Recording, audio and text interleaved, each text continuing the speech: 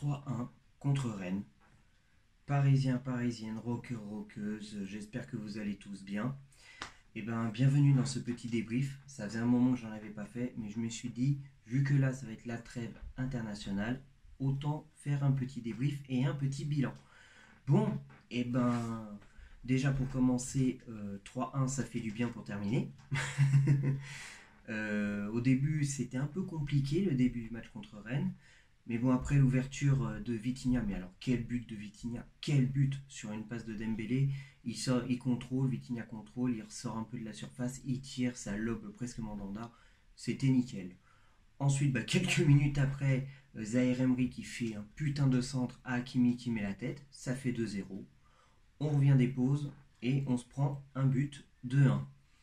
Évidemment, comme d'habitude, on se prend trop de buts. Donc la défense, Donnarumma, va falloir vraiment travailler ce problème pour qu'on évite de se prendre trop de buts. Parce que là, c'est plus possible. C'est plus possible de s'en prendre autant. Comme je disais pour Donnarumma, c'est un bon garçon. Certains croient en lui. Bon, vous pouvez croire en lui autant de fois que vous voulez. Mais il va falloir commencer à que vous fassiez les comptes du nombre de buts qu'il s'est pris depuis qu'il est numéro 1. C'est pas en faisant les comptes à la fin de la saison ou 2-3 ans après que là il faut faire les comptes. Non, on fait pas les comptes trop tard, il faut faire les comptes maintenant et tout de suite se dire faut peut-être qu'on trouve une solution ou qu'on change de gardien. Voilà, point final. Ensuite, le but de Colomeni. Alors franchement, bonne rentrée de Colomeni et de Barcola.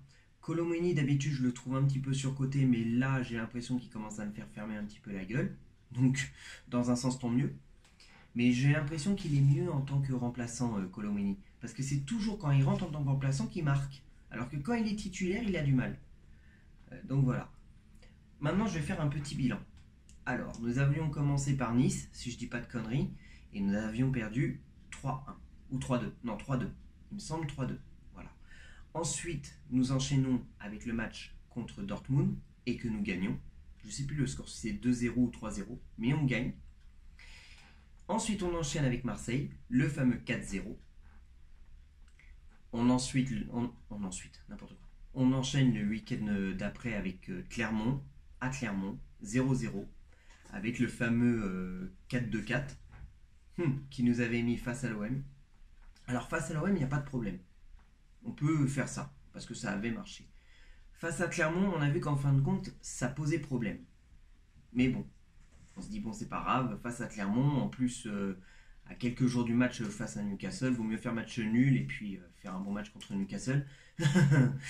Il remet son fameux 4-2-4 et puis voilà ce qu'on a subi, un 4-1. Voilà. En fin de compte, mettre 4 attaquants face à Newcastle, ça nous a coûté 4 buts. Voilà. Peut-être que s'il en aurait mis que 2, on serait pris que 2 buts. Mais bon, ouais, aussi il y a eu la main qui aurait dû être sifflée, mais bon, on va pas se cacher derrière l'arbitrage, il y a autre chose à faire. Et puis là, on vient de se faire Rennes, et puis on gagne 3-1.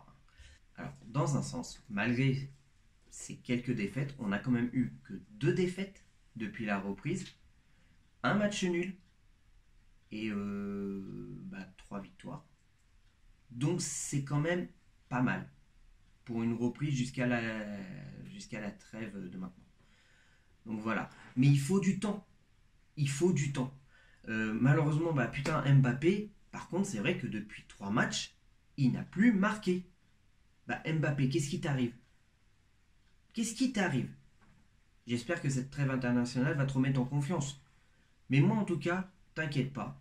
Je cracherai jamais sur toi parce que tu nous as apporté tellement de choses depuis que tu es là que tu mérites notre respect. Ceux qui crachent sur toi, je suis désolé. Vous n'avez pas à faire ça. Ok, en ce moment, il ne marque pas, mais peut-être qu'il passe une mauvaise phase. Et attendez la fin de saison.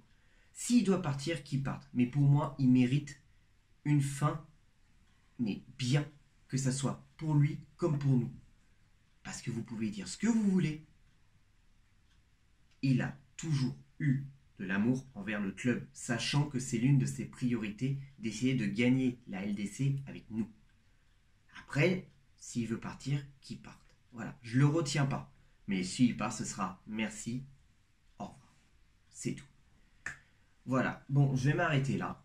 c'est pas mal ce petit débrief et ce petit bilan de trêve internationale à trêve internationale. Je trouve que ça fait sympa. Dites-le moi en commentaire si vous trouvez ça sympa de faire ça. Un petit bilan entre chaque trêve internationale. À bientôt pour de nouvelles vidéos. De nouvelles pronoteams. La nouvelle pronoteam sera pour le match contre l'AC Milan. Donc surveillez très bien vos TikTok, vos Instagram et vos Snap parce que les annonces vont arriver dans pas longtemps. Voilà. Que l'amour du maillot reste avec vous, les couleurs à jamais dans nos cœurs. Et puis comme disait si bien Freddie Mercury, The show must go on.